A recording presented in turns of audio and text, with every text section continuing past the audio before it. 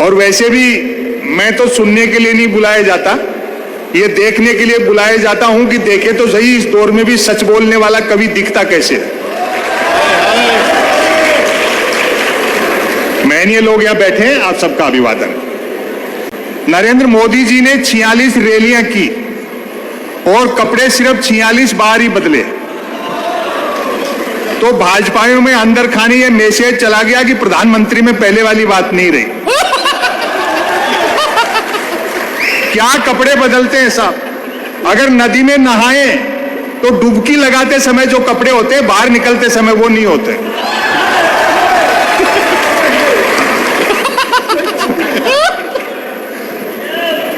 लोग कहते हैं कि साहब पार्लियामेंट तो पार्लियामेंट, लाल किले से भी झूठ बोला जा रहा है। मुश्ताक अहमद यूसुफी साहब एक बड़े हास्य व्यंग के लेखक हुए उर्दू के, उनका एक जुमला है कि बोलने वाला और सुनने वाला दोनों ये जानते हो कि ये झूठ है तो ये गुनाह नहीं है।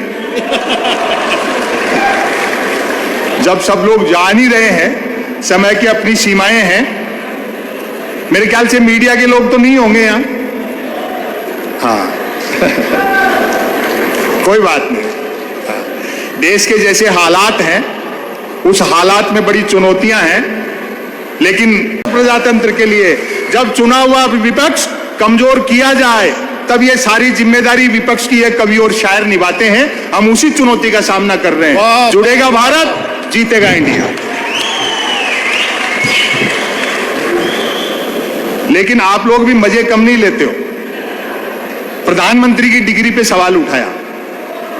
भाई जब सैटेलाइट लॉन्च होकर के अपनी कक्षा में स्थापित हो गया और धरती के चक्कर काट रहा है, फिर क्यों डिजाइन पे बहस कर रहे हो। हालांकि बाद में उनकी पार्टी के दो बड़े नेताओं ने बाकायदा प्रेस कॉन्फ्रेंस करके प्रधानमंत्री की डिग्रियां दिखाई, तब जाकर के इन विरोधियों के मुंह बंद हुए कि हमारे प्रधानमंत्री ने न सिर्फ एमए कर रखा बल्कि बीए भी कर रखा। और आज ये तेज नारायण बेचैन कह रहे थे, बोले क्यों संपत सरल जी, जब अपने प्राइम मिनिस्टर इतने पढ़े लिखे हैं तो मैट्रिक भी करी रखी होगी। वो दरअसल क्या है श्रीनिवास देवी, वो आप लोगों को होमवर्क देते हैं और आप लोग होमवर्क ले लेते हो। होमवर्क पहला मौका है जब इंडिया ने एनडीए को होमवर्क देना शुरू किया। मैं नहीं लेता हूं होमवर्क। अब जैसे इंडिया का जो गठन हुआ तो दो भक्त टकरा गए। भक्त मिलते नहीं है, टकराते हैं। हाँ, दोनों उतने पढ़े लिखे थे जितने भक्त पढ़े लिखे होते हैं। एक ने 2 साल में मैट्रिक कर रखी थी, दूसरा उससे डबल पढ़ा लिखा था, उसने 4 साल लगाए थे। वो इंडिया के प्रेशर में थे थोड़े से। बोलो 2024 में इंडिया या एनडीए। मैंने कहा भैया मुझे पॉलिटिक्स उतनी आती है जितनी मोदी जी को अंग्रेजी आती है। क्या अंग्रेजी बोलते हैं साहब। अंग्रेजी 3 तरह से बोली जाती है, फर्राटेदार, धमाकेदार और ठहाकेदार। वो तीसरे प्रकार वाली बोलते हैं। हंसी छूटती है। ये दिन भी इस देश को देखने थे।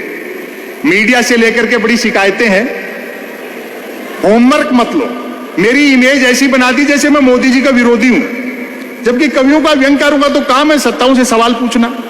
मैं तो अगर झूठ से भी ये कह दूं कि प्रधानमंत्री 2019 में विकास के दम पे जीते हैं तो भक्त लोग जूता निकालते हैं कि शर्म नहीं आती प्रधानमंत्री के बारे में झूठ बोलते हुए। 2019 में जब चुनाव परिणाम आना शुरू हुए तो मेरे पास एक गुजरात से फोन आया। उनको बढ़त मिल रही थी। बोले और सुनाओ क्या हालचाल है। मैं समझ गया ये मुझे होमवर्क दे रहा है। और सुनाओ क्या हालचाल है। मैंने कहा जी हालचाल ठीक है और सुनाने का पैसा लेते हैं। बोले फिर जीत रहे मोदी जी। मैं कहा अच्छा हमको भी नया नहीं लिखना पड़ेगा। तो इनसे होमवर्क मत ले।